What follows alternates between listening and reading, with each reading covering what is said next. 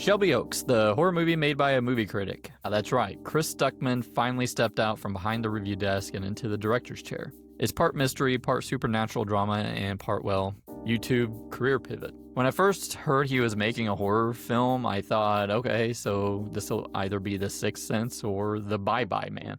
But then I started hearing people say it's actually good. So I had to see for myself, and oh boy, we're gonna talk about it. Hey everyone, it's Wes from Atomic Cult Media, your home for movie breakdowns, cult gems, and the occasional rant of why horror movies still think newspaper clippings are scary. Hit that like button and let's dig into Shelby Oaks, because I have thoughts. A woman named Mia, played by Camille Sullivan, searches for her missing sister Riley, who vanished while investigating the ghostly town of Shelby Oaks with her paranormal YouTube group, the Paranormal Paranoids. So yeah, a movie about YouTubers investigating ghosts made by a YouTuber who reviews movies. We've officially hit meta horror. So hearing like Stuckmann was going to make a horror film called Shelby Oaks, I didn't have high hopes. With a name like that, it seemed like it was destined for the Walmart DVD bargain bin. And when critics get involved with filmmaking, it usually doesn't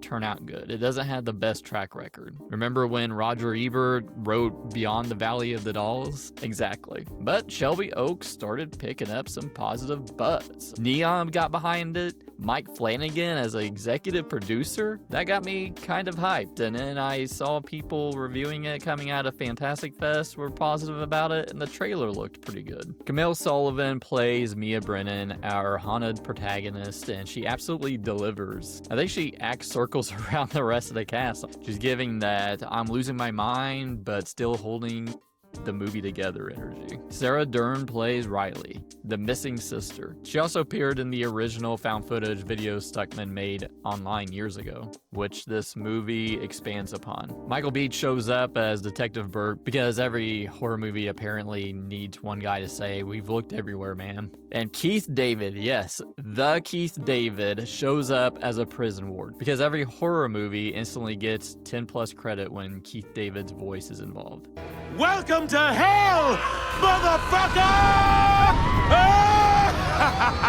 Chris Stuckmann wrote, directed, and produced this. His first directorial debut, he got Neon to distribute and Mike Flanagan to produce. So, which sounds like getting Stephen King to blurb your first short story. And Stuckmann has a strong visual eye. The film looks great. The shadows, the framing, the atmosphere, all on point for a first-time filmmaker. Although sometimes it feels like he loves the shots more than the story. Like a painter who forgot he was supposed to tell a ghost story. Do you think visuals can save a movie with a weak story, or does great cinematography mean nothing without a strong script? I mean, it's genuinely beautiful, creepy shots. The lighting, the atmosphere feel handcrafted. It's clear he studied horror deeply. You can see the love for the genre. And, you know, Camille Sullivan carries this movie. She's acting circles around pretty much everyone else. If you're digging this review, give it a like and maybe subscribe.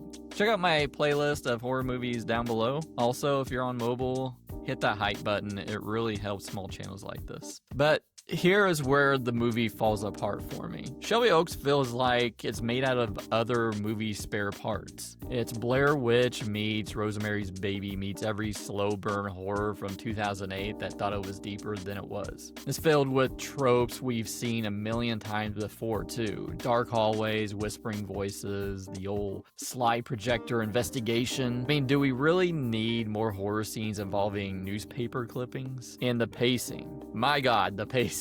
This might be one of the slowest movies I've seen all year. I get that it's going for dread, but it ends up feeling like cinematic melatonin. And the thing is, it's not that scary.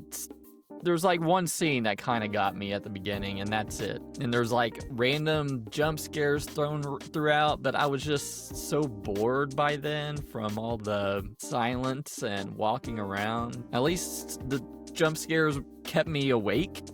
And it's just loaded with exposition. And it's not just exposition, it repeats the exposition. Mia watching the same mini DV tapes again and again, discovering creepy clues that were already creepy the first time. It's like a movie that's trying to stretch a short film into a feature-length runtime. So much padding in it. And don't even get me started on the blood on the face scene with Mia. She gets blood on her face at the beginning of the movie and just keeps it there. She's sitting there after the emergency personnel show up, blood still on her face and her clothes. Later that night, she's sitting on a couch with her husband, blood still on her face and clothes. And then it cuts the next morning. I was expecting her to still have the fucking blood on her face. I thought it was going to be a running gag. And then, like all frustrating film experiences, when it starts to get a little interesting, it ends. Boom. Shelby Oaks. Directed by Chris Stuckmann. I can't anymore. So yeah, this one tested my patience, and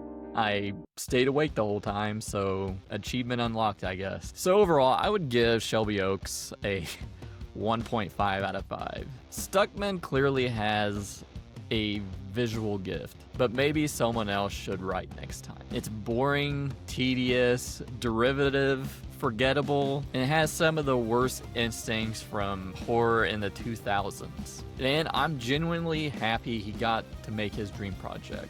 And hey, it's currently sitting at 80% on Rotten Tomatoes as I record this. But personally, it did not land for me, especially in these past few years when horror's been firing on all cylinders. You gotta bring your A game. And if he directs again with Neon or Flanagan or both behind him, cool.